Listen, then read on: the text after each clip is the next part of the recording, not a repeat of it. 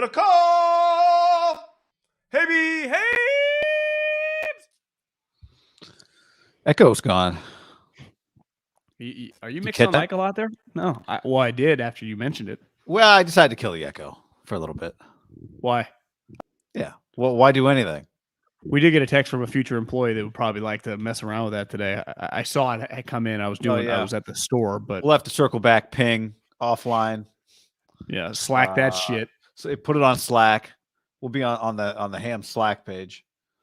Try and set. I don't know why I have the Yankees stat page. Rizzo, Judge, Stanton have a combined 34 home runs. I think, and the Yankees are 27-9. They're having a pretty good season. Good God. 27-9 is a pretty good baseball start, right? Yeah, man. It doesn't get much better than that, does it? Like 27-9, winning 3 out of every 4 games. Yeah. How many? You have the standings up right now? Major League Baseball standings. Hey, everybody. What's up, YouTube? Yeah, I do. To talk about here, but what is the Reds' current record? They were 3-21 last time I checked.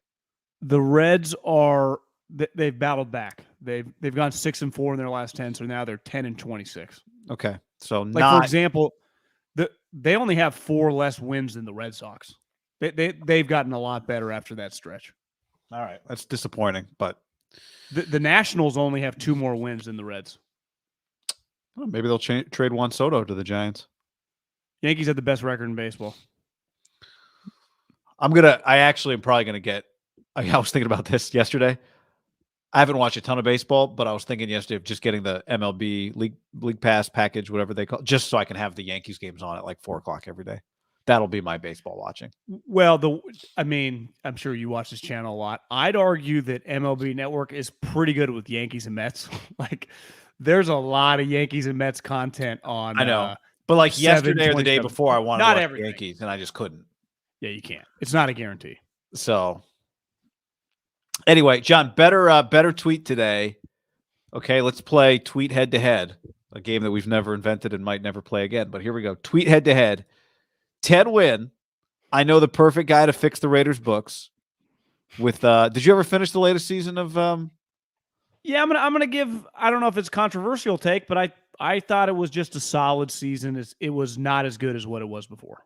Okay, I don't know that's controversial. I bailed on the show, but all the stuff I'm seeing. What? You bailed on so you're with me. I have not watched the last season. Why, you just stopped doing it for you? It stopped doing it for me. I was so stressed out every episode. Like, this is just, I hate everybody. That was part of it. I hate everybody. I don't even like this guy anymore. And I hate his family. His family I found repulsive. Like, I just hated them all. Yeah. I wanted them all to get shot in the head. Hated the kids. Hated the kids. Yeah, but I've seen people say it's the show had a good season. So only character I really like was Ruth Langmore. Now I think about it. She was by far the most likable character in a show with not that many likable characters. John's microphone foamy trying to run away. You little. All right. You want to hear what happened to me on Netflix? I think I told you, my credit card, something weird happened, so it got canceled. We'll get back to it was in Sirius and Netflix, so I had to re-up it. Well, my mom has Netflix. She hasn't been able to watch it. She kept complaining. I hadn't been paying attention. She was complaining. She finally gets my brother to come over, and he's like, "Fuck it, just give me your credit card." Puts the credit card in my account, so then I get home, and now I don't even have to pay for. I'm 37, and now I'm on my mom's credit card. Fantastic. I've never paid for Netflix. Well, my brother never had either, so I don't even feel bad. All right, John. So tweet head to head. We got Marty. Something happened. I don't know. On the Raiders books front. Well, I mean, obviously not great stuff over the years. That's for sure. They could use Ruth. They could use Ruth too. How'd they build the stadium? How did they build the stadium all by themselves? Is there anything like hating people as much as Mark Davis and his cronies, Mark Bedane, and that guy that he just fired for turning him in for Me Too? Oakland, like they did, yet then you pay your enemies way more money than you owe them. Can you imagine if me and you had a partnership with someone? We hated them so much. We owed them $50K, but I cut them a check for $200K. Would you want to kill me? I mean, can you imagine the anger that Mark Davis? I've heard it's millions upon millions of dollars that they gave to Oakland, and they can't get the money back. Unbelievable. And it's not like they have an unlimited. It's not like they're Jerry Jones. No, they could use the money. God, they could use the money. All right, so that tweet versus this one. Luka Boban having drinks, a beer, not drinks. Let's be specific. A beer. It was funny. I saw Sam Esfandiari retweeted it. And a lot of people thought it was real from like 10:15 this morning from today. Yeah. Like I turns out the San Francisco Chronicle did some digging on this story. They were at Sen's restaurant in the Embarcadero Center, which is what my guess was when you see the glass, if I could do some photo scouting behind them, the glass behind whoever this guy is, that to me says windbreaker. You know who that guy is? That guy. Oh, that's the guy that used to be the Suns coach. Yeah, well, and then he went to Jokic, and they jacked from Jokic. That's a Warriors coach. So has it been confirmed? This was not today. It was yesterday. It was yesterday. Yeah, the Chronicle confirmed this was yesterday, Tuesday at Sen's, hanging out having a beer. So did you? I just really want. I think the internet did too. Wanted it to be true, right? That he's drinking before a game, Michael Jordan style, and then everyone would be rooting for him. Just 10:15 a.m. It's not like Harden or Chris Paul, where everyone would be rooting for them to be so shitty. I would be rooting for this guy to score 45. Like he's drinking beers all day, and then he scores 40. Like that's Michael Jordan legend stuff.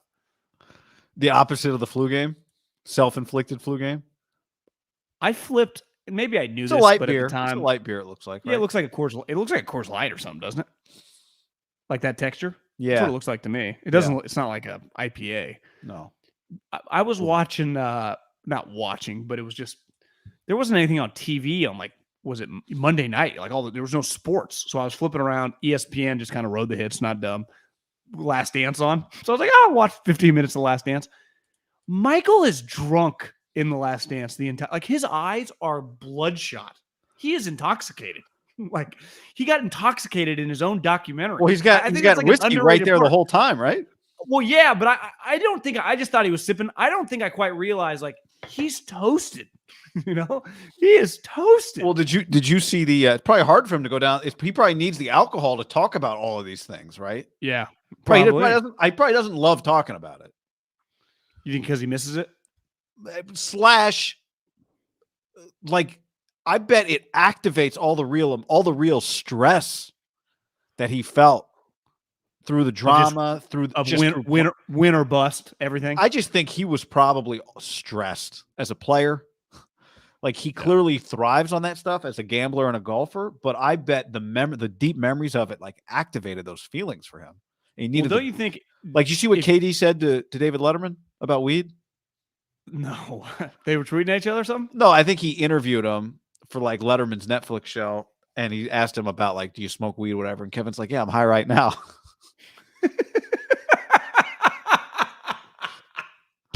How about that? Yeah, Michael could have used weed. I think he drank. It's pretty incredible he was that good on alcohol, isn't it? Playing basketball? Especially when you see him now. He's maintained the skinniness then. He clearly he doesn't. Still in shape-ish, but he's he's just got, which is natural. Yeah, he looks a little thick, but he's not. I wouldn't call him fat, but he's definitely. No, he's also big. He's huge. He's very tall, right? He's a tall guy. He's big. He's big. So, but good for. I wonder if when you're win or bust, to his level, right? It's win or bust. Watching Tiger now, who's loosey-goosey, he's not win or bust anymore, and he's just kind of having a good time. I feel like when Tiger was young, Kobe was young, and even Michael, they were not king fuck around guy. Michael, it felt was more king fuck around than he actually was. And even Phil was yeah, he's playing mind games with everybody when he's taking you out to golf. He's actually fucking you over, Charles. He's opening you up to then kill you. Free round at Augusta. I'll throw a series for that. Yeah, I probably would too. But. Yeah. Actually, Michael didn't hold up as long as you think. His career kind of ended at 34, 35. 98. Then he came back in 01 and he was 38. So he was 36. He also took a couple years off. Two-way player. Played in college. Yeah, a lot of tread in the tire. Didn't miss many games. I mean, he wasn't on the hardened plan. They asked Chet Holmgren to share something people don't know about him, and he said that I eat that I do actually eat food and lift weights. Listen. I mean, he's not some scrub or anything. It is hard when you just see a picture of him standing next to some of the other guys to think like, yeah, this guy's gonna be a really good NBA player. I know. It's hard to think that. It really is. John, I thought we would dive into. I got a few things here actually, but yesterday we did a video about what Peter King said on. We should just do us next to us. Should I play us next to us? See how that looks. Yeah, why not?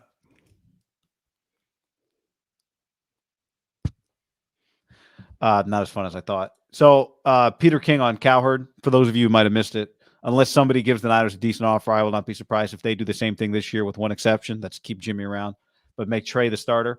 And so I thought we would dive into the comments today and, take it to the people, what people said to us about our reaction to that video. Mark said, for God's sakes, stop this crazy talk. Wish we could, honestly. Richard said, this used to be a fun listen. Now they're starting to sound like they're fighting with other 49ers podcasters and national talking heads on who can be more out of left field. I get the draft season's over and you need a narrative to produce content on, but this is crazy. As if the only problem potentially the Niners will have is Trey. LOL, okay. Who's starting at either guard? Is Mack returning? How did McGlinchey recover from his injury? And will he improve as a pass protector? See, there's plenty to talk about. If I had to respond to that guy, my simple response is no one gives a flying fuck about the right guard or even Mike McGlinchey. I mean, they will once Mike McGlinchey is getting smoked in games. But if you spent time talking about Mike McGlinchey, we'd probably go out of business. And I might want to swan dive off the Golden Gate. Again, I appreciate his like in the weeds with the guards. Yeah, I'll get in the weed on this. I'm a former guard. It's true. Number 65, pulling. 02. Yeah. You know what I heard Jeff Schwartz call running power? He had a coach. I guess, did Andy Reid have an O-line coach that used to call power God's play? Because Jeff was saying that. Pat Hill? Did Jeff play for Andy? Maybe it was a Mitchell Schwartz story. He did. No, he did. Jeff so he said he got there. He said we couldn't run power to save our lives, but it was their O-line coach's favorite play. But Andy started running zone just because he's like, you guys, we suck at this. But his O-line coach called power God's play. Well, that was a good line. I feel like that O-line coach and Pat Hill would be very good friends because when I was at Fresno State, power was run, what would you say on average? 17 times a game? Well, he ran it 4 straight times on the goal line in the New Mexico Bowl. Stopped all 4, but I respect it is, it's you pull the guard and you have a fullback. It's a very, I'm going to shove this down your throat and skulls are going to get cracked from guys blocking. For sure. So YouTube, you can give us everybody on YouTube, hit that like button, subscribe. This is YouTube only. This is not a podcast today. This is a ham screw around show. Mike said, nice call, guys. Garoppolo has every right to get surgery, especially given that he was seriously injured getting the Niners to the NFC title game. So what did it tell Kyle? The surgery was mandatory. We could all see it. A healthy Garoppolo beats the Rams. He may well take a year off to get back to health. That's the price on all sides. Take a year off. Well, I mean, back up for 13 mil. I saw there was a picture on the internet, probably draft time within the last month. And Jimmy was like, took a picture with somebody and had his arm around him. And everyone's like, Jimmy, your shoulder's good. Tell the Niners so they can trade you. Just the guy's literally. Was that the photo with the Hooters? Yeah, it might have been, something like that. Hooters. That's exactly what it was. And all the fans were in there making fun of his shoulder. Gus said, I completely agree with Middlekauff 100%. Niners think fans and the rest of the league are idiots. If Jimmy was traded for day 2 draft picks in principle and they found out he needed surgery, trade would have been canceled anyway. That's my whole point is like, it wasn't, you might be able to sneak something through in like a housing inspection or something. And you've heard like horror stories like, we didn't know this was here. I think it'd be pretty difficult. It's like, well, Jimmy, we have documented multiple injuries. Wouldn't the first thing you check when Jimmy got there would be, well, your finger, your shoulder, and your knee injury, right? Wouldn't that be like what I tell my doctor if I was the GM? Like, let's just specifically look at those 3 areas first and foremost. They'd be like, oh, no, he's good. Yeah, he's never hurt. Let's just bring him on in.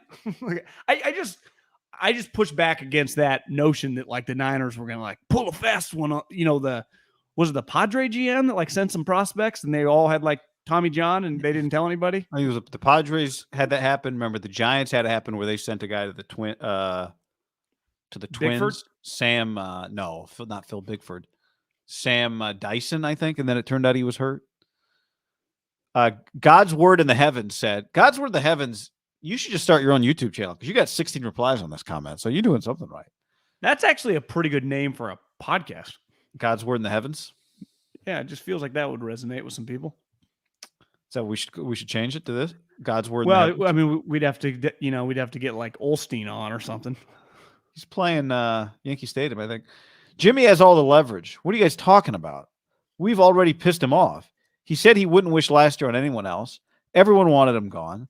If I was Jimmy, it's either you pay me $25 million to play or you cut me and I play somewhere else.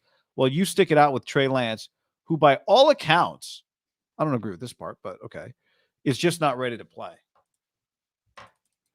I would say if you ran into the average Niner fan at like the supermarket, the gym, or wherever people congregate, dog park, I feel like that's gained some steam. Like, is Trey not ready? Like, I think that would just be something like, hey, if you like, what do you do? You're like, I had this podcast, talk a lot of Niners, talk a lot of their quarterback situation, and the guy was a Niner fan. He'd be like, then you tell him to listen, he'd subscribe, and then he'd be like, well, what's up with, is Trey not ready? I feel like that's just out there in the ether with people. Yeah, but does that mean anything? Because I think no, I'm just saying that would be a conversation. Right. But doesn't that Water cooler conversation exist just because the conversation exists, and then the conversation exists some more, and then it exists some more, and it just feeds itself? Part of it, what wasn't ready to play last year, so it was like an ongoing. Yeah, it's an ongoing conversation. Yeah. I just think people are wondering, is he good? Well, yeah. I mean, yes, we are all wondering that. Like, I think that would probably be the more conversation. Like, what's up with him? Like, what's his deal? Is he any good? What's Kyle not like him? I think there'd be a lot of angles to the conversation with him. Besides just like, is he not ready? It'd be like, is this guy going to be any good? I think that would be a lot. Like, do you think it's going to be any good? I think that would probably be the number one. Is this guy going to fuck the team? Like, because if he sucks, it's to be a problem. If he's not ready to win if he's not ready to win a bunch of games by November, but he turns out to be a really good player, then you would make that trade in a heartbeat. You wouldn't think twice about it, right? You're saying like, wait, say that again. If it turns out that in year 2, year 3, year 4, like 2023, 2024, 2025, he's a Pro Bowl level quarterback, but he's just not that this year and they miss the playoffs, you would make that trade right now.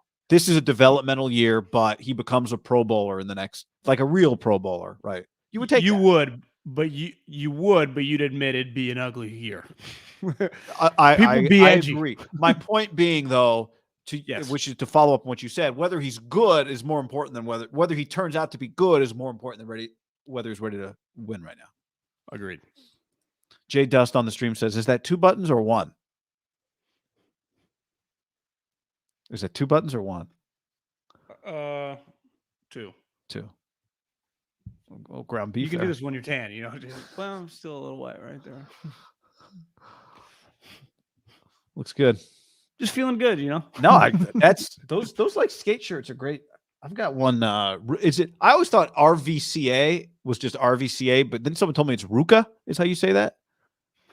Didn't know that. I own some of those hats. I own several of these button-ups, these Volcoms, which I think would be a skate surf brand. They just fit my body, and they, sneaky look pretty good. They do look good. Yeah, I mean, they're kind of like Tommy Bahamas for younger people. I'd say surf shop, one of the most fun places to shop. And I feel like I pivoted away for several years, and then I got a couple pieces of clothing, and I'm back. Like, I would order shirts now from these guys. Yeah. And the other thing is, Guy, the material, it's light. Yeah. I have, this former rich guy used to give my mom clothes like when I was in my 20s, and some of the Banana Republic, and I don't even know if that's in anymore. The Marlin brand, the Marlin one, Tommy Bahama, that like a guy 40 years old would have worn 10 years ago, then I kind of had it. It's just the material is very outdated. David says you guys talk like Jimmy wasn't a disaster last year. It's tough because we talk a lot, and everything needs some context. But I don't think we talk like Jimmy. I mean, they went to the NFC Championship game, so to call it a disaster, I think, is a stretch. But what I keep saying, maybe I'll say it every show from here on out. Just I think we forget in the offseason when the Niners aren't playing games how often it looked like Jimmy Garoppolo was a bad fit for Kyle Shanahan. And then in the offseason, we talk like he's Kyle's ideal quarterback, which he isn't. No. Disaster would be strong. Roller coaster, underwhelming, and creating a lot of anger all around, but disaster would be too strong. I would say he had a year that confirmed moving on from him to another player is the right decision. That's what I would say. So John looking like Kelly Slater. Rayon. Is that the material? Volcom. Yeah. Here, don't move. Okay. Where am I going to go?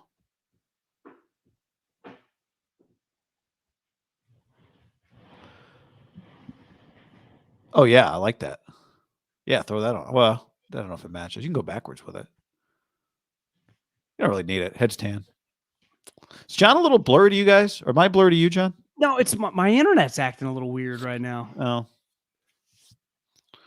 All right. You're just a tan blob on my screen. I don't know what's going on because I don't have any things running. We'll just power through. I'm sure maybe a bunch of people are zooming somewhere near you. I remember like a couple years ago, the Comcast guy came out to my house. And I was like, hey, he's like, well, sometimes everyone's on Zoom at the same time. There's nothing you can do. I don't know. A couple weird. Hours. What time do the Warriors tip tonight? 6 or 7? I brought up my YouTube though. It doesn't look bad actually. Okay. No one's saying anything, so I think 6 even. You want to go? Yeah, can we get some tickets? All right. Max says about to Uber over to Chase. Can't wait to watch Luka finally burn some calories fighting through screens tonight. I think I heard Russillo say they put Chris Paul to pick and roll 23 or 24 times in Game 7. In like the second half, right? Was that it? I don't know. Was it the second half? It was the game, I thought. But how many possessions in a basketball game? I mean, 80? in that game, I don't know. Yeah. Yeah, I mean, I'm actually pretty excited because I just feel like Luka's a special superstar. They're kind of going through like likable superstars. Like listen, we were tired of kicking Chris Paul's ass, tired of beating James Harden's ass. LeBron beat his ass for a long time, but I'm not putting him in their category. He's a champion, all that. Really the only two guys that the Warriors who like were their contemporary ages that they didn't ruin were LeBron and Kawhi. Everyone else, they devalued their careers. I have a lot of respect for like this group of guys that they've just played, like Ja, just a warrior, badass. Jokic, I mean, was one of the cooler 5-game series they've played over the last 7 years. And I think this is going to be just watching a pretty transcendent player who looks kind of fat and doesn't move that fast, but just every time the game ends, you're like, wait, he just had 38, 17, and 10? His box scores are outrageous. Giannis, you watch him, you're like, yeah, I mean, he's dunking over people, grabbing air balls, throwing passes. Luka's like, it's wild. He looks fat. I mean, so did Jokic, but I've been watching Jokic longer, maybe. Kind of used to like his like kind of thing. Yeah. But he plays a different style of basketball too, right? And he's enormous, but obviously Luka's big too. Could he be the Euro Larry Bird? Just like this killer who's just talks shit and unstoppable, but beer drinking, kind of just his own little. I mean, that seems to be the comp. I didn't realize he had so much shit to him, early in his career. But kind of going toe-to-toe with Booker and talking shit to those guys. And you see the clip of him after they lost Game 5 and went down 3-2, saying, like, I don't remember exactly what it was, but they're walking through the tunnel back to the locker room. And he says, like, it's easy to act like this, like kind of taking a shot. I don't remember exactly the words, but basically it's easy to be a front runner. He was calling them front runners. Like, it's easy to talk a lot of shit when it's going your way. And he was down 3-2 when he said it, which is a pretty ballsy thing to say. Yeah. Like these guys are front runners. Basically, what you're saying is I'm about to beat them twice. They're up 3-2, just lost. It's pretty. But you're right. I mean, it's just such a likable matchup. Did you get any juice out of Heat Celtics last night? No. Miami just has no juice. Miami, like to me, that series they should play the next 6 games in Boston. Yeah, it's just and listen, I'm watching that thinking, God, I'm fucking white next to you. Jesus Christ. Part of winning time. Not a team player. He inherited.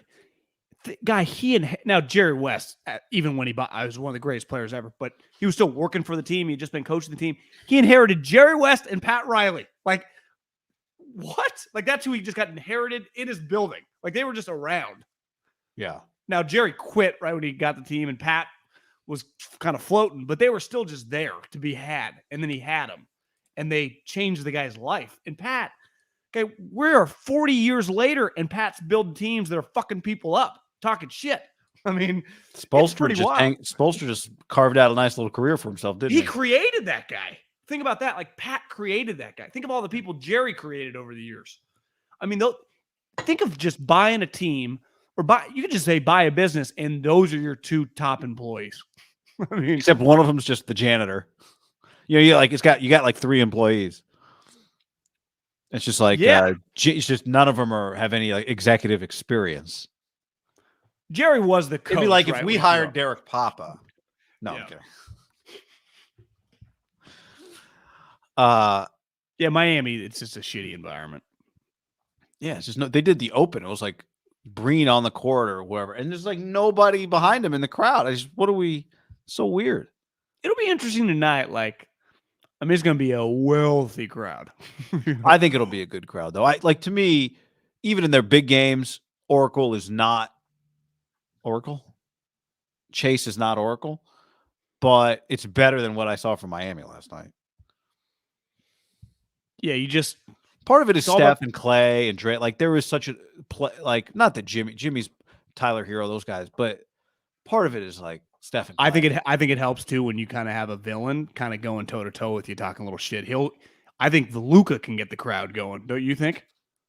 If he's kind of going toe to toe with them, it's like you're part of a scene. You know, yeah. We've been to those games back at Oracle.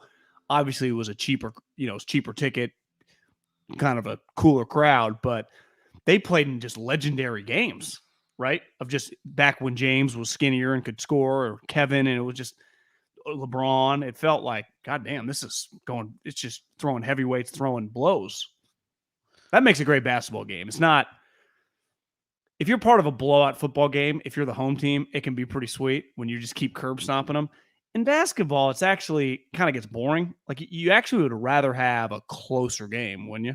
Yeah. Because you're kind of on the edge of your seat going back and forth. I would not want what I would want is to know my team wins, but have the stress of a close game. I would not want to pay whatever the price is and then have a boring game by the second half. So those floor seats, remember you asked me a while ago what I thought the average net worth of the lower bowl at Chase Center is? $777 million. Yeah, I think so. I was thinking about it like this because I was asking a buddy who used a friend of ours who used to sell tickets for the Warriors, and I was like, "What do the floor seats cost?" And he said, "Well, the seat license is $500,000 a seat a year, or just for the rights for the decade or whatever." Yeah, and then the tickets are $5,000 per seat per game. So $500,000 for the season basically if you get 2 seats. $5,000 per seat per game doesn't sound that crazy at first, but that's pretty expensive.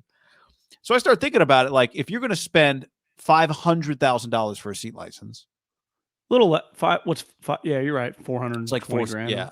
So if you're going to spend $500 for a seat license and you're going to get 2 seats and you're going to spend $400, let's just forget about the $500K. Say somebody gets the seat license for you. I just said, John, what's the minimum amount of money you have to spend $420,000 on 41 basketball game tickets? Oh, I was doing 80. So yeah, you're right. So the total, saying two would be about a little over $400,000. So what do you need to have to net to not think about $400,000? I got my number. And like we don't run a company and can put it through it. Like I got to spend my own cash, which is probably what a lot of people do. But yeah, What my net income has to be? No, just what your net, like, what do you have? I don't know. I guess it's hard. My number, you want me to tell you what I think it is? I was going to go 10 mil. It's exactly my number. I think you got to have minimum, you got to be a $10 million man minimum. But if I said, but you can't, you got to keep making money. You can't just have 10 million and sit on it. But if you work for company X and you were a $10 million employee, you would only see $5 million. So would you spend $400K of your $5 million? I'm saying you have to have $10 million plus rotating income, steady income. So you got to be like a $20 million guy, basically, a year. Yeah, my point is you can't be a guy making $4 million a year pre-tax, and like that's not rich enough.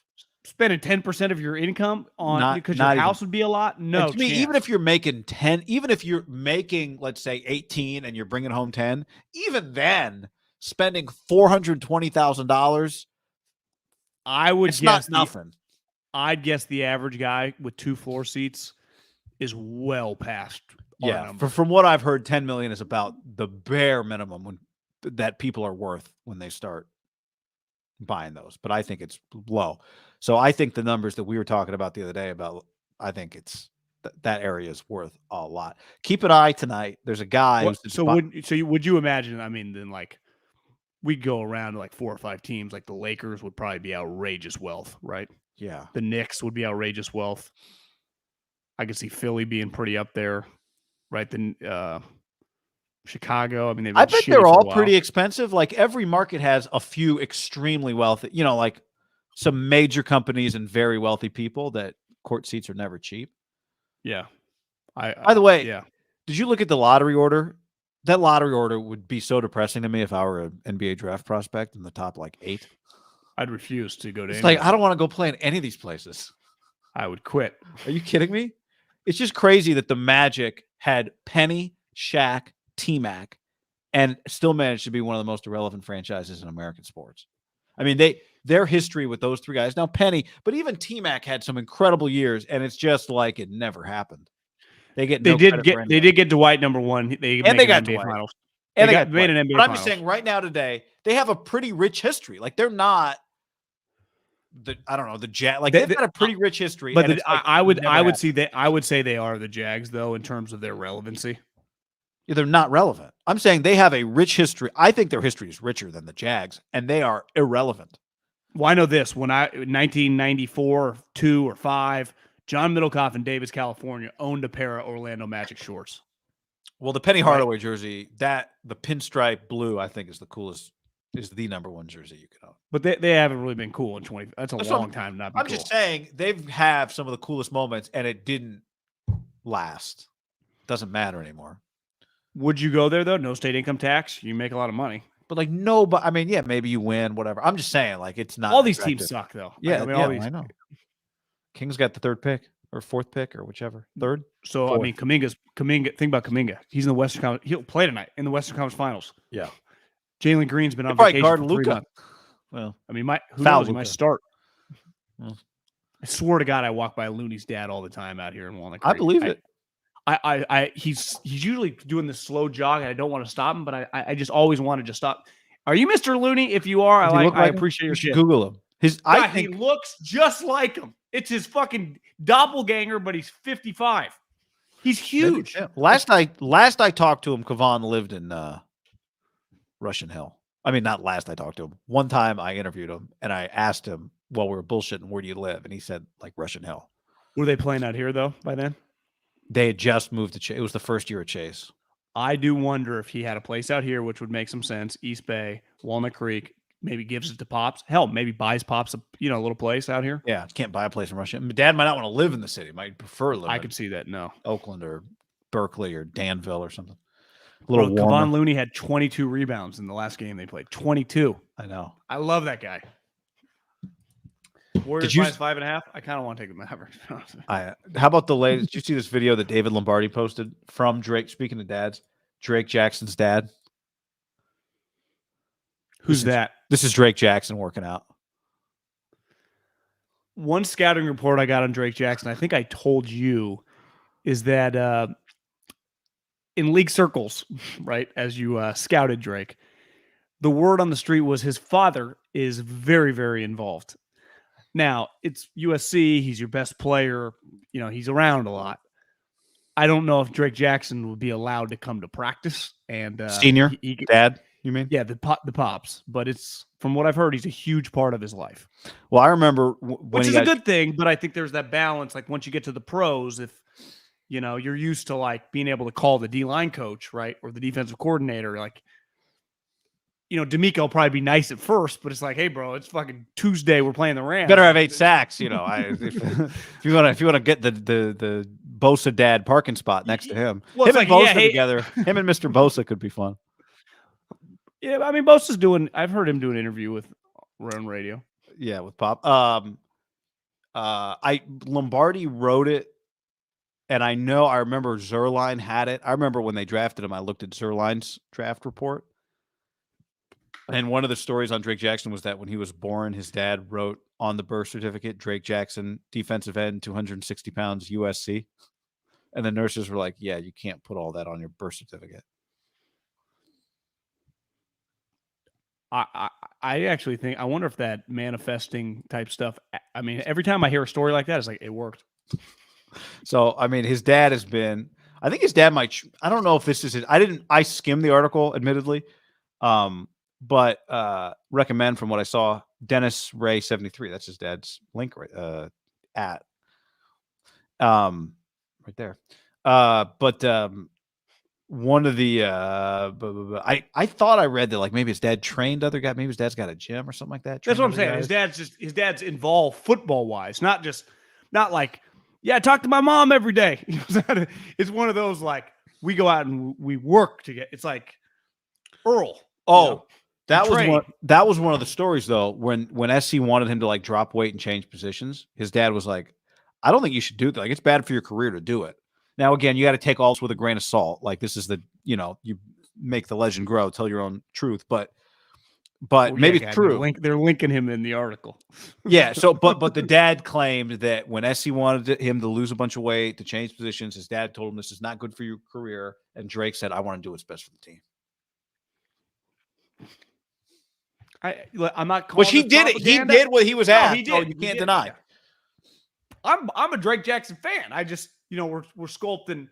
In fairness, it'd be pretty easy to take the Jackson Gibson side. Said his dad's a coach because the SC was wrong. I mean, I hate being mean to the guy because he's a fantastic human being. I'm sure you talked to him before. Everyone liked him, but it was pretty embarrassing their run under Clay. Right. Yeah. I mean, it's historically embarrassing for their program. That's the other thing. His dad's a diehard Raider fan. That's the other thing. Okay, and I kind of like this guy. Now you like him. Yeah, I knew you would. See, it's funny how that works. Hate the Raiders, but love Raider fans. Because I know this is probably a little hard for him. Because that's deep down, it's kind of difficult. Like, he's so proud because what he wrote down at birth came true, guy. But deep down, that Raider, like they're so into it, this hurts him. Guy, his son's got to play the Raiders this year. And when he's going to wear a Raider jersey, he claims. Well, we'll see. No way. Yeah, I say no way. If his son's balling, I say no way. It's a good story. There's again, I skimmed it. It's very I read it, but I can't repeat everything I read. But yeah, enjoyable. I mean, there are a lot of guys. Look at these two. Look at this. What a photo, man.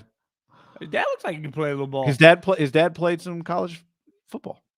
I give his dad credit. Anytime when you will something, now obviously he got pretty good genetics, but there are a lot of parents right now on May 18th slamming fungos, hitting their kid in the chest right now, telling them to stand up, bend down, and they're never going to sniff starting for their high school team, and it's going to destroy.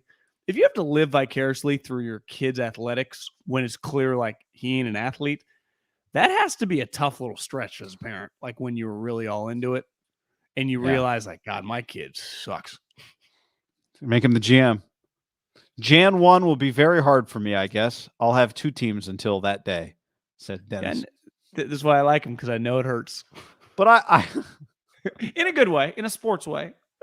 But that quote doesn't it tell it all, guy. That it hurts. Yeah. Guy, his kid got drafted by the 49ers, and he's a diehard Raider fan. I mean, what could be worse? The only other team would be the Chiefs or the Broncos. Like, because then you play this twice one a year. This one hurts too because they're going to be good, and he's in star Niner. Like that's The Raiders are going to be good. Yeah. Yeah, yeah, they might be. You know, one team I think might come back to earth a little is the Patriots. From how far off of earth were they? Well, I just mean like they just might miss the playoffs. I talked to a guy that worked for the Patriots, and we were just talking about Tom Brady. Yeah, Tom and Jules, and it's just Jules. I don't think he quite got enough credit for how important he was to Bill because he could just do it all in the offense. And Josh was, you know, he's had Josh now since Bill O'Brien went to the Texans or Penn State, you know, whatever, a decade. Like Josh has been a stalwart the second time around for a long time, just did everything for him on offense. Think about Mac Jones. You know who might call plays for the Patriots? Joe Judge or Patricia. Patricia is their O-line coach. I don't think he coaches O-line. Well, Bill, that's what Bill's.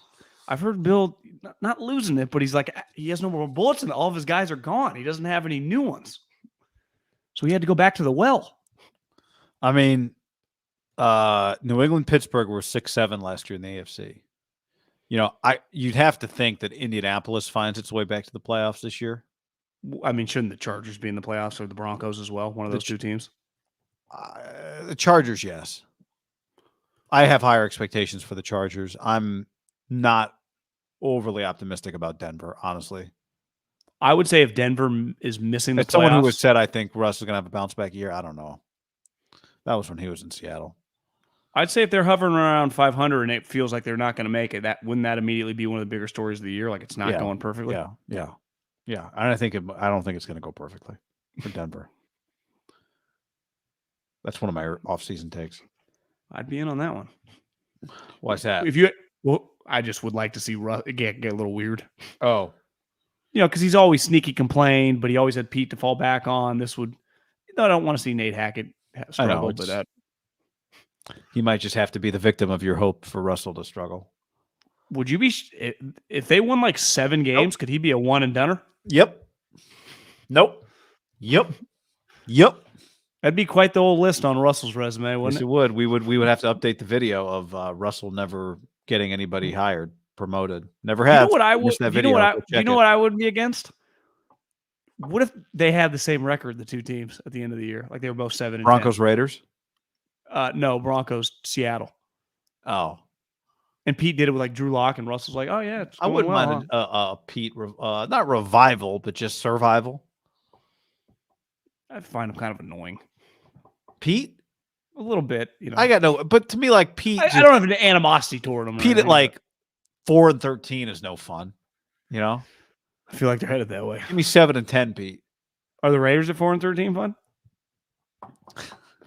For you, I mean, we've seen it. Not for me. In fairness, Raiders, we've just seen it a lot over the years. You just get used to it.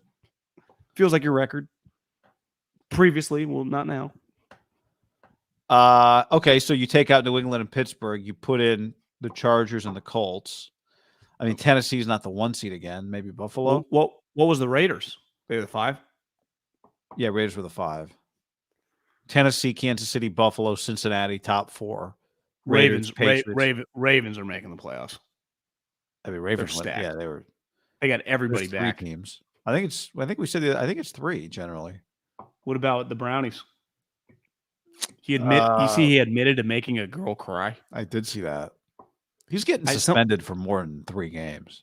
Someone texted me like, settle, bro. Stop talking. You're going to fucking ruin your life if you keep opening your mouth. Now, I mean, I hope he gets exposed for it, but I'm just saying, like, for his point of view, like, yeah, you can't. What? Started crying? No, that's not a good look if you're him. You know, they've waited to talk to him. The NFL? They've talked to everybody else like he's going to be their last. This notion that he's only, like you said, 3 or 4 games, like, how could you give him 3 or 4 games after that? I don't understand. I shouldn't say I don't understand. I will. What would be their incentive to not suspend him for the year? They have no reason to not. He's on the Browns. They don't give a fuck. He already missed last year. They don't care. They don't need him. They're not here doing Jimmy Haslam any favors. I'd throw the book at him. So you know he had a girlfriend the whole time. That's like doesn't really get talked about. Like, I knew he had a girlfriend now. I didn't know he had a girlfriend the whole time. No, well, they were dating during the complete dirtbag. Who knows what anybody's arrangement is at a certain level? That's true. You know, that's if you've talked about it. That's what you just need to have on your Twitter account. Like, we're open, no judgment. DM's open for me, not her. I bet that's some of the arrangements for the men. Sure. Which is extra scummy. NFC: Green Bay, Tampa, Dallas, Rams, Cardinals, Niners, Eagles. Feels like Niners not making the playoffs has been a popular pick on the internet among talking heads. The Nationals. Feels like some articles have been written that they're going to suck. I saw. Yeah. Well, there was one Niners. ESPN by the numbers projection. Had him like, but they explained that, well, Trey Lance hasn't played, so that's why we can't really project him. Blah blah blah. John Hollinger had the Warriors as the 11th best team, and it's like, what I was thinking about that today. Two things I was thinking about the Warriors today. One, it's just pretty impressive they're in the Western Conference Finals now. I mean, that is the standard, is to compete for championships. So you're not giving them a flower bouquet for that or anything, but they're one of the last four. The other thing I was thinking is, do you have four guys making combined $120 million? Yeah, I mean, this is where they're supposed to be. But the other thing I was thinking is I think it's possible that Klay Thompson comes back next year better than he is right now. The guy missed 2 years with a knee and an Achilles, and I get it. He's not 26 years old, so he's probably never going to be fully back to what he was. But he's only played in like 40-some games, 32 in the regular season, I think. So I think because he didn't even come back till like January, right? So when I watch him and it's like, well, he can't really put the ball on the floor. He's not getting to the rim as much. He's not as good off the dribble right now. I think his timing has to be so off.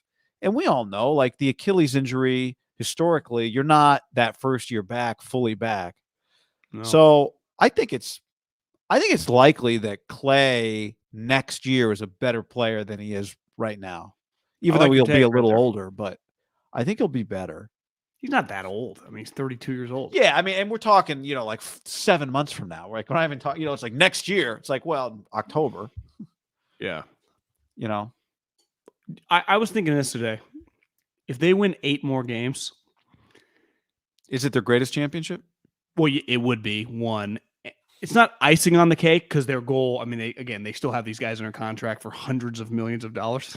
So it's like when you pay the amount of money that these individuals are being paid, the expectations are super high, and you have a top 10 player of all time and one of the great shooters of all time and one of the great individual defenders of all time. So it's not like they get every year. They're going to be talked about like that. This would be an all-time fuck you season, though, to everybody. Like, everyone acts like, you guys needed Kevin. It's like, no, actually Kevin needed us. We'd already been champions. Then we got Kevin and we showed, like, this ain't even a fair fight. And then Kevin left us and he has just been in shambles with these other star players. Like, that ain't working. It's not his fault necessarily, but you just see, like, no, we're a pretty special group.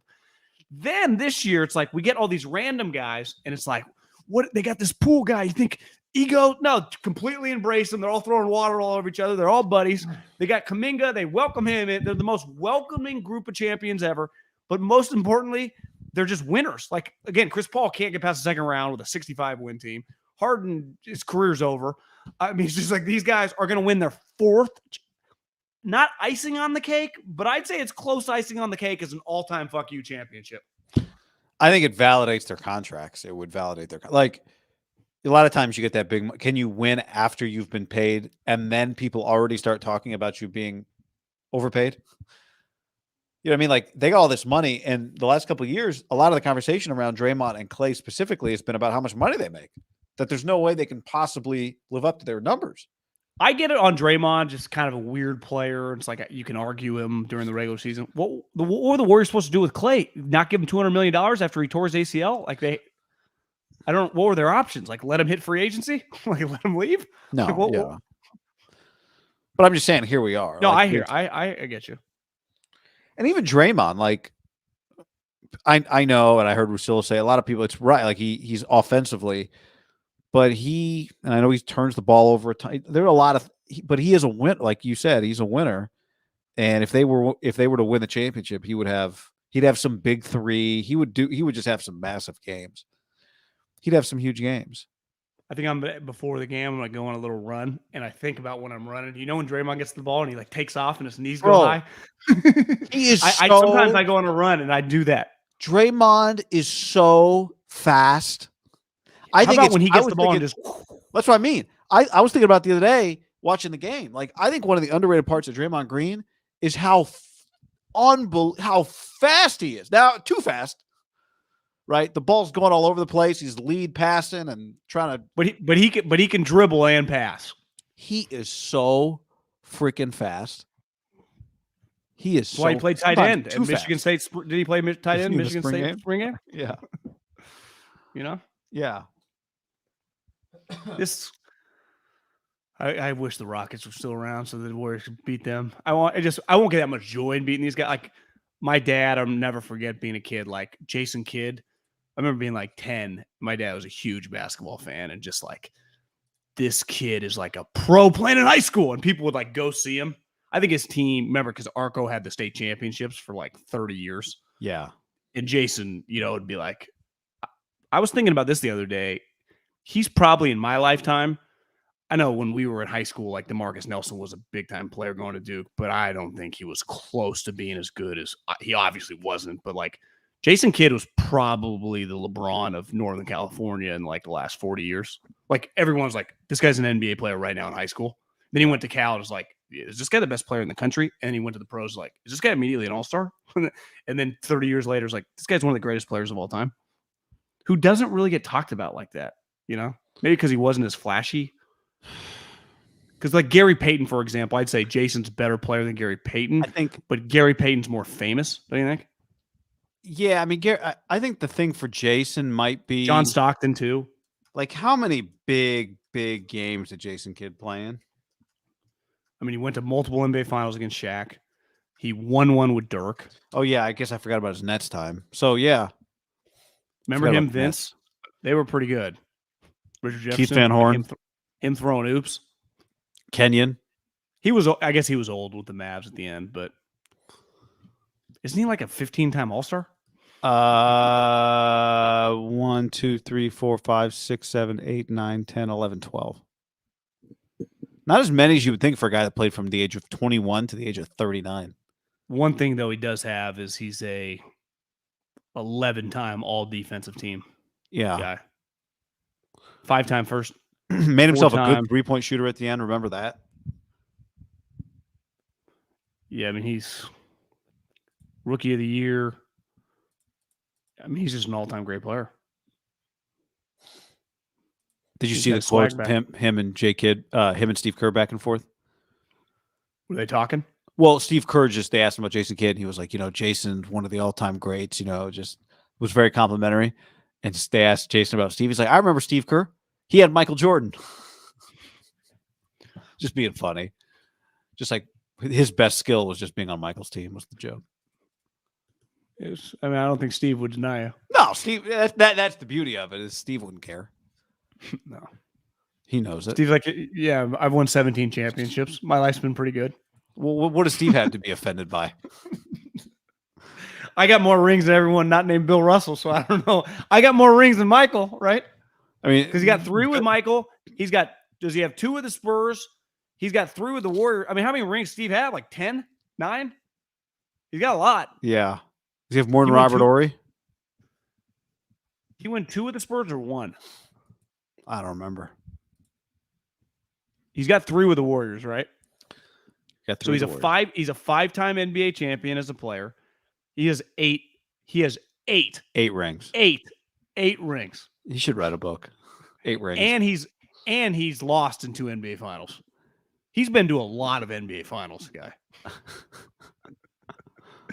He's been to 10 NBA finals. 10. Like that's That's a shitload as a player and a coach, as the head coach too, not like an assistant. Was he on the Cavs team that MJ beat with the jumper over Elo? Well, MJ would have had to beat him in 90 or 91 or 92, and he was on those teams. So, yeah. Yeah. And did he realize, I want to go with those guys? Yeah, fuck this. The craziest part is, like, one of his coolest teams that he was the GM of was, like, the least accomplished of his career. The Suns? Yeah. So he got to be part of, like, one of the coolest teams in the sports history that never quite got over the hump, but it was like everyone remembers. He's like, yeah, I was also part of that squad too. I was the boss. I was the GM. Wait, he was the GM of the 7 seconds. No, he was the GM of the Shaq Suns team, right? Like, not the Amari. Was he the Suns team that should have gone to the championship when Robert Horry hip checked Steve Nash? Was he the GM of that team? I mean, he would become the GM in 07, but it says he was part of the team from 04 to 10. In 2004, Kerr was announced as a member of a potential group of buyers. He became part of the Suns management, acting as a consultant from 04 to 06, and then for the 07, 08, 09, 10 season, he was a GM. So but that was like their primo teams were like 04, 05, 06, right? I feel like they were pretty good 07, 08. Right? Yeah, they went to Alvin Gentry took them to the Western Conference Finals in 10.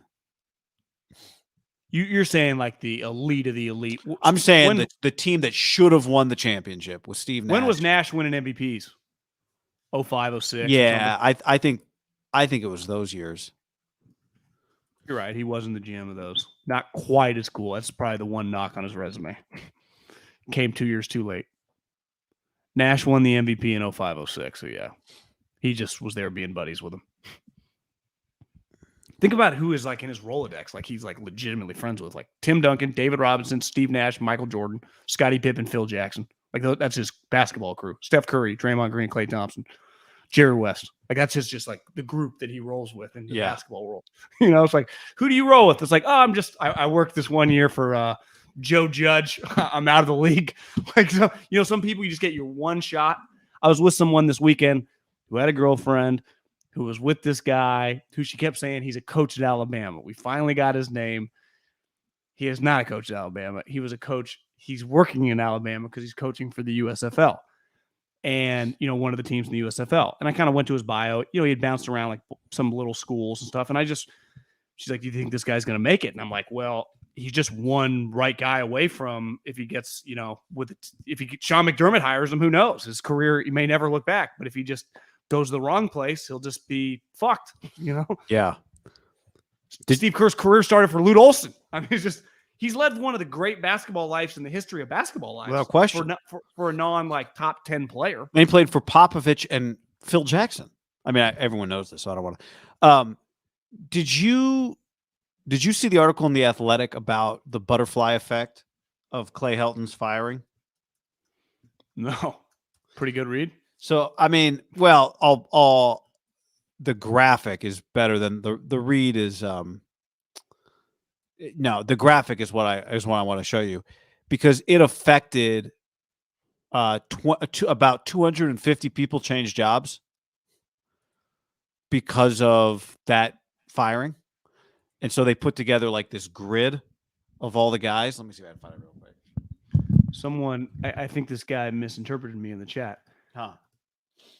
Joe Judge is a good example of someone who's like had a pretty sweet football life. My example is I'm an assistant coach, like an assistant O-line coach. Joe Judge hired me with the Giants. Now I'm fired. I don't know anyone. Joe Judge is back living his football life with Belichick, and I'm fucked. Joe Judge is a good example of he's worked for Nick Saban and Bill Belichick. His football life's been incredible. But people that worked for him, like Freddie, what do you think Freddie Kitchens is doing right now? Not much. Jason Garrett. Because Jason Garrett doesn't fall under that category. You don't always you get fired. You don't get to bring all your guys to your next job. No. I think it's why coaches know how many lives depend on them, right? Well, and once you become a big dog, that's why, you talk to some people about the Gruden thing. Like, he cost a lot of people their livelihoods. A lot of people. Clay Helton. Where's Clay Helton the coach now? Marbury State or something? South Alabama, I think. Here you go. Here are all the people. I mean, you can't read it, obviously. But these are all the jobs affected by Clay Helton. You're saying that Lincoln fired every single person. Not every single person. I'm just saying, like, Clay Helton. Now he's the Georgia Southern. Sorry, not South Alabama. But then, A&M's coach becomes USC's O-line coach. So then A&M needs a new coach. Then the place where the A&M guy came from, that place needs a new coach. I get what you're saying. I didn't quite follow. Okay, that's Here's one. USC's running backs coach goes to Texas. So Utah's running backs coach goes to USC. So the Jags quality control guy goes to Utah. Right? Bam, bam, bam. So isn't Lincoln a good example? Lincoln takes the job, fill it in for Clay. Venables leaves Clemson, comes to Oklahoma. Oklahoma, they need a new DC. Georgia Southern fires its coach. So then those people spray off in a million different directions, right? I mean, it's ridiculous. I mean, and it's not just coaches. Staffs are like, what, 30% on-field coaches, maybe less? Where's Graham Harrell? Graham Harrell is the offensive coordinator at West Virginia for JT. Dana Holgerson? No, Dana's at Houston. Neil Brown for JT Daniels. JT Daniels, the quarterback at West Virginia? Transferred to West Virginia, yeah. Did that happen pretty recently? It happened probably a month ago. UCSC lost the wide receiver? Did he pick today? He picked today? He went to Texas? Yeah. I read it was down to Texas. So does Pat Narduzzi rescind his call to Lincoln Riley? Were they like, Lincoln, you got to let him go? I don't think so. Why then would Texas be allowed to get him? Did you guys read the Raiders New York Times article? No. That's what he was talking about then. Okay. Was that today? What's Addison's first name? Jordan Addison, yeah. Pretty sure. I swear I saw that. Maybe I'm losing my mind. He's okay. Never mind. He's just down to the 2. Yeah. Okay. Barstool Longhorn. Jordan Addison is coming to Texas. Calling my shot. Fuck USC. Jordan Schultz is the one that reported he's down to 2. Oh. Is he running a collective, funneling these guys money through Howard? I'm still not quite sure what a collective is, but I see that word a lot of times. You've tried to explain it to me. I think it's kind of a fugazi name to try to get around all the bullshit. Just can we call it what it is? Just is it like money laundering, but above board? Well, yeah, I mean it's a booster group, but it's not above. I mean because it's not like an actual business. Well, it's another way for other. It's a fund. Yeah, it's a fund. It's a fund, but it's also, now that we've gone down this road, there's a whole other group of people now that have their hands in the kids' pockets, which is all the people running the funds. I guess what I would like, why could they don't work for free? Why is it not named the NIL fund? Like, is there a president of a collective getting paid from the collective? Well, that's what I'm saying. Now, I mean, I think some of them are run by, like, there's companies out there that help you run your shit now. So they're getting a lot of people like, here, empower the athlete, but come join my company, Yeah. Well, whatever. JP Morgan Chase is going to run those 17 biggest collectives. Yeah. No. So I'm sure somebody's pulling a salary. How soon before, like, there's an assistant AD to run the collective? And that guy's getting $350,000. No, I don't think you'll be able to have school employees. You're not allowed to have the crossover there. Well, the schools have groups through like third parties that help connect businesses with all people that are already student athletes, but collectives are out there. Like the guy who threatened the kid at Miami. Like, I don't know if the NCAA is going to investigate much, but they're coming for him. Was that Miami? John Ruiz, was that the guy? Player? Remember the player was like, I want to renegotiate or I'm out. Yeah, Miami. And then the business threatened him. Yeah, and it's you're not allowed. Well, I to saw something yesterday that like the NIL has an exclusive, like I'm paying you $5 million only at USC, but the NCAA rule says it can't be school specific. Yeah. Does that sound right? Yes. I see people arguing a lot about this stuff. Like I don't feel like most people quite understand the rules, but I don't think the NCAA has any power of it. To Scott's point, I think there's 19 states have 19 states have rules against or for. I can't remember which is which, and 31 or 4 against. But basically, there's 19 states in one category, 31 in the other. I think Tennessee's in the go for it category. Obviously, that's where one of the first collectives. The Tennessee collective was one of the first big ones. That's the one with like $8 million or whatever. Yeah, that's the one with that story. But that's just like a company. You want to guess? I was like thinking, do I get an hour to walk, or does it say 6 o'clock and the game tips off at 6:27? What time do you think the game tips off at? There's 6, but I mean, is that 6:02 or is that 6? Well, it's not 6:17. I mean, yeah, I don't know. Let me. I got my Warriors game notes here. Hold on a second. Oh, Raymond sent them to you? Yeah, this says 6. So do you think it'll be closer to 6? I don't know. These things can be sneaky. I know. We can wrap. We can wrap, or in replay review. I just typed into NBA, and the first thing I see is, I speak the facts. Pat Bev is back for more and Get Up and First Take all week. They're riding Pat Bev a little too hard, maybe. Yeah, I think Pat Bev's collared shirt. Pat Bev's got a pitch. The question is, does Pat Bev have another pitch? Can he only criticize people he hates? I mean, all right, Pat Bev, who else do you hate? I hate Lamar Odom. Well, that one's not going to work, Pat Bev. Who else do you hate? Lewis is out at Steelers. Signed an extension with ESPN. Oh, yeah. No, him and Dan Orlovsky and Steve Levy, the backup crew, Monday night backup crew. You stopped. How many Monday night games do they have? 2. What else do they do? I don't know. They're going to have a game on ESPN Plus. I didn't realize there's an ESPN Plus only game this year. With those guys. Yeah. I'll give you my password. Tomorrow, ESPN Plus. I have 6 a.m. Tiger tees off. That's testing. I still have Shane Vereen's brothers sign in on my computer from the time Shane watched a boxing fight on my computer. So I'm good. I guess maybe I'm not going to go on a walk. Charles and all these guys are here. Yeah, you want to watch that. ESPN Broncos Jags from London, 6:30 a.m. Pacific, only on ESPN Plus. So to recap, 6:30 a.m. Pacific, Broncos Jags London, ESPN Plus only. There you go. Mark your calendars. As someone who watches a lot of NFL football, I have missed several of 6:30 a.m. Jag games over the years. Not one snap ever witnessed of any of that game.